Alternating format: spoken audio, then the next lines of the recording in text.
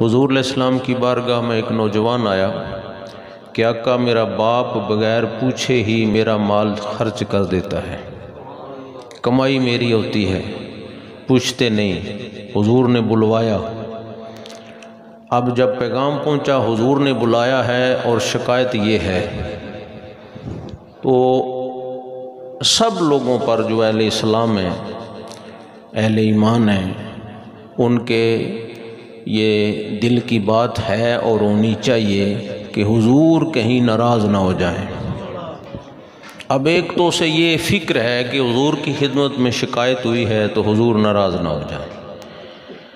दूसरा एक क्या कहते हैं कि उबाल दिल से उठता है कि मौला इसकी पैदाइश के लिए हमने कितनी दुआएं मांगी, जब ये पैदा ही नहीं हुआ तो मौला औलाद दे, औलाद नूरीना दे, कितनी दुआएं मांगी, पैदा हुआ तो कितनी खुशियाँ की, अपने मुंह के नवाले से खिलाए, खुद धूप सह के इसे साए में रखा, इसे मैं जितना फैलाऊं ये फैल सकती है। बस वो कहते ना कि ये बातें, ये ख्याल एक तूफान बन के उसके सीने से निकल रहा है और उधर वो फिक्र गालिब है कि कहीं हुजूर नाराज़ ना हो जाए कि तुमने ऐसा क्यों किया या ऐसा क्यों करते हो। अब हुजूर की बारगाह में वो पहुंचा नहीं तो जिब्रील पहले आ गए, हुजूर की खिदमत में सलाम पेश किया और अल्लाह का पैगाम पेश किया कि अल्लाह फरमा रहे हैं वो जो बाबा आ रहा है, आपने इसके बेटे की शिकायत नहीं इसके पहले रखनी, इससे पहले उससे पूछना है कि वो सोच के क्या आ रहा। वो फिक्र के साथ गया, हाज़िर हुआ। हुजूर अलैहिस्सलाम ने फरमाया ये बताओ तुम रास्ते में क्या सोचते आ रहे थे। चलो ये भी तसल्ली हुई कि मुझे अपने इजहार का तो मौका मिला ना। फिर वो बताता गया तो हमारे आका रोते गए कि आका हमने इसकी पैदाइश के लिए दुआएं मांगी, परवरिश में बड़ी मुशक्क़तें बर्दाश्त की और अब ये कमाई के लायक हुआ तो मुझे तो ये खुशी है कि ये मेरे बेटे की कमाई है और मैं खर्च भी अच्छी जगहों पे ही करता हूँ।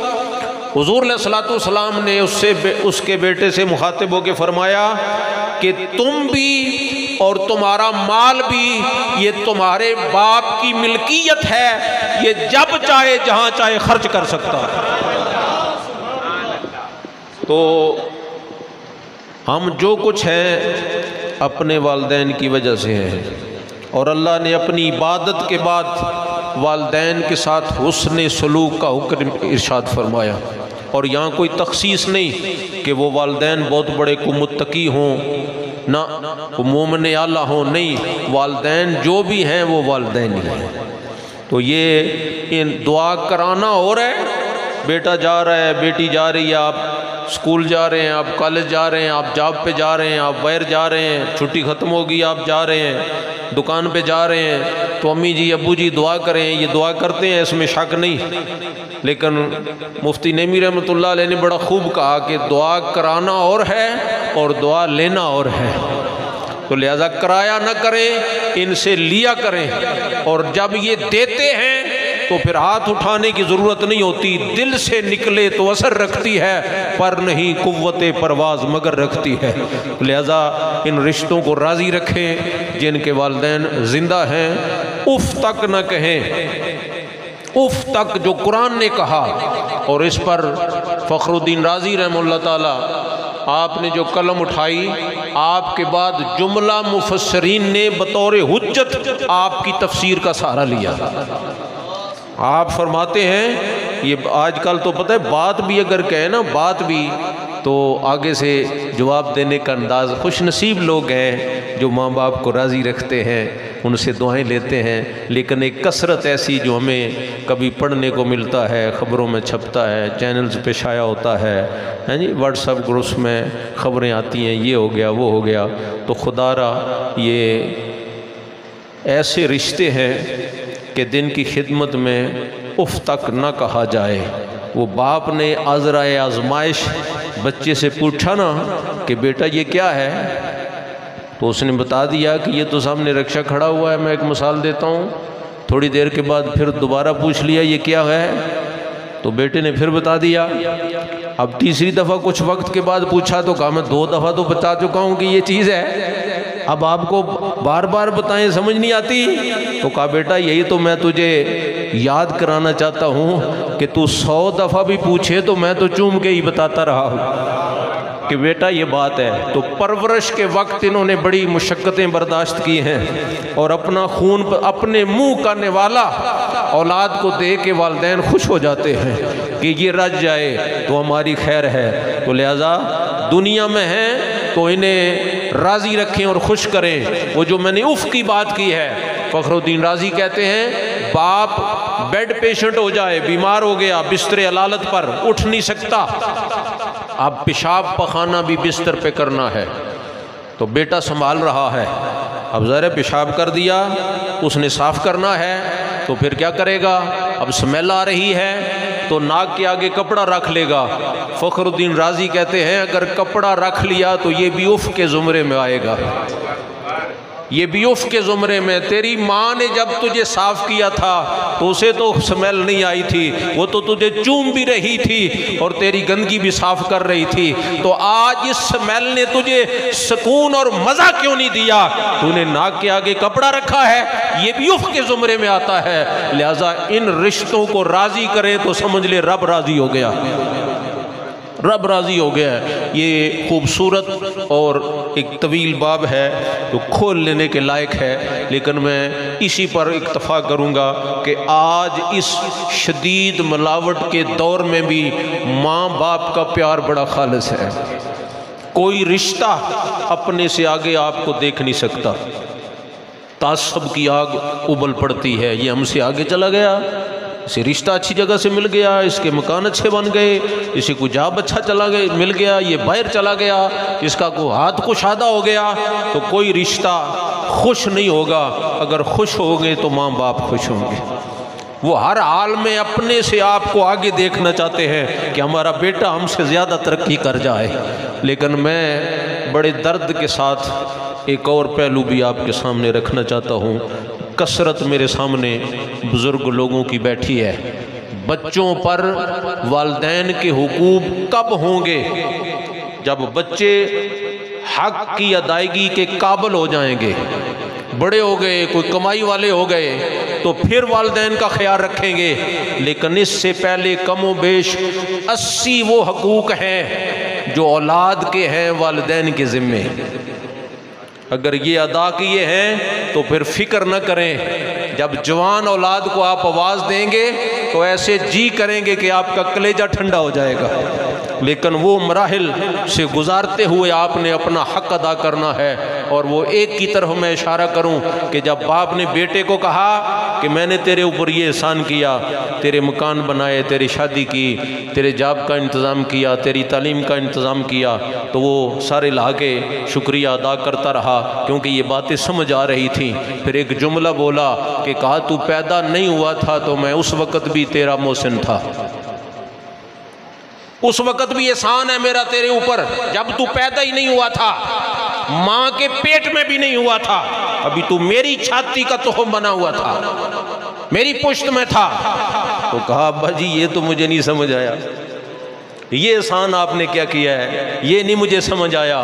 फरमाया तेरी माँ के इंतखाब के लिए मैं दौलत भी देख सकता था, मैं हुस्न का इंतखाब भी कर सकता था, मैं कौम कबीला भी देख सकता था, लेकिन तेरी माँ निकाह के लिए जब चुनी तो मैंने ये चीज़ें नहीं देखी, मैंने उसका तकवा देखा, मैंने उसका हुस्न देखा, तो वो नबी के इश्क वाला देखा, वो अल्लाह की खशियत वाला देखा।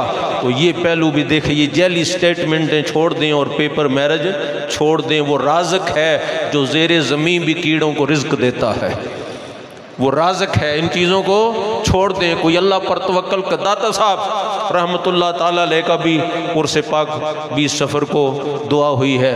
आप फरमाते जब मैं बड़ा हुआ और मुझे पता चला कि रिज़्क का ज़िम्मा अल्लाह ने अपने ज़िम्मे लिया है तो मैंने रिज़्क की फ़िक्र छोड़ दी।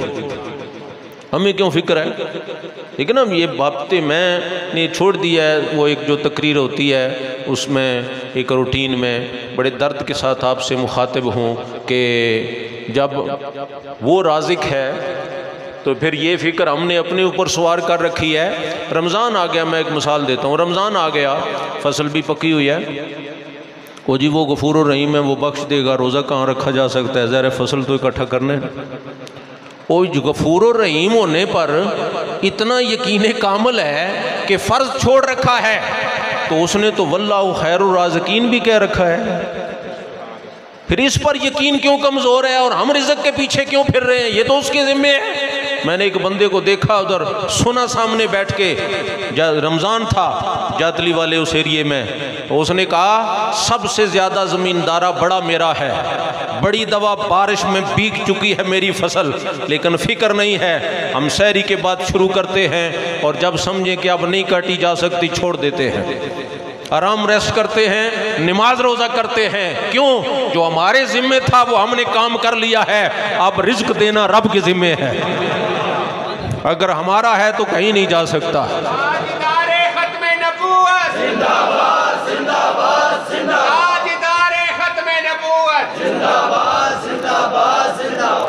दाता साहब फरमाते हैं मैंने रिज़्क की फ़िक्र छोड़ दी। अब इस दौर में भी हज़ारों लोग रोज़ दाता साहब के नाम का रिज़्क खा के सोते हैं।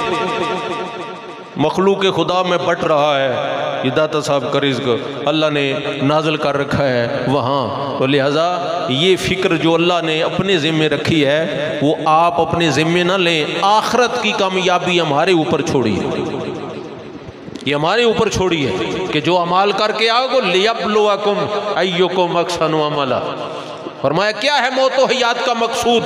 ये देखना है कि कौन अच्छे अमल करके आता है। लिहाजा अच्छे अमल हमारे ज़िम्मे छोड़े हैं, ये करके आओगे तो फिर मलकुल मौत मारने नहीं आएगा, नबी से मिलाने आएगा। नादान समझते हैं मौत को इख्तिताम ज़िंदगी है, ये शाम ज़िंदगी। सदियों बाद मेरे करीम आका इस्लाम के ग़ुलामों ने खुद लोगों को ख्वाब में आके कहा, सहाबा इकराम पानी हमें कब्रों में तंग करता है, हमारी कबूर को। ये बेवकूफ़ लोगों का फलसफा है, मौत क्या मट्टी में मिलाने और मारने आती है?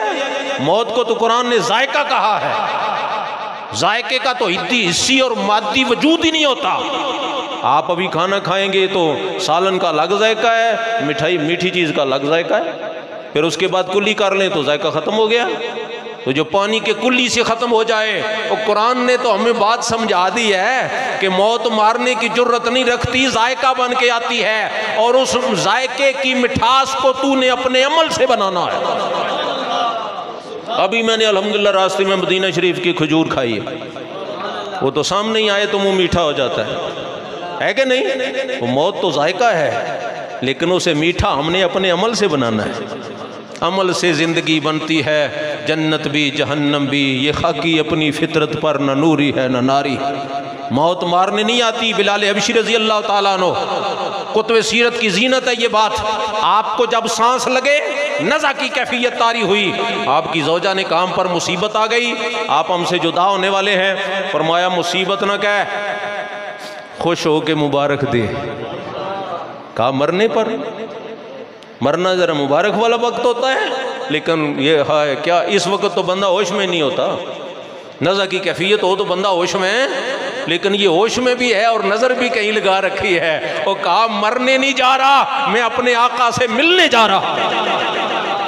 तो मौत तो नबी की मुलाकात का सबब है, मौत तो जन्नत में जाने के लिए एक दरवाज़ा है जिससे गुजर के आपने जन्नत। कब्र मोमिन क्या है? रोज़ा मिन रियाज़िल जन्ना, ये हुज़ूर की हदीस है। तो क्या जन्नत में मुर्दे होते हैं जो कहते हैं ये मट्टी की ढेरी है, मर गए उन्होंने जड़े कैण मर गए? ये तसव्वुर भी कुरान ने हमें दिया है। कुछ जिंदा भी मुर्दा है, ज़मीन पर चल फिर के भी मुर्दा है। इन्नका लौ तुस्मिउल मौता, मैं बात कहूँ ना किसी की समझ में ना आए तो फ़कीर आदमी साथ ले जाएगा।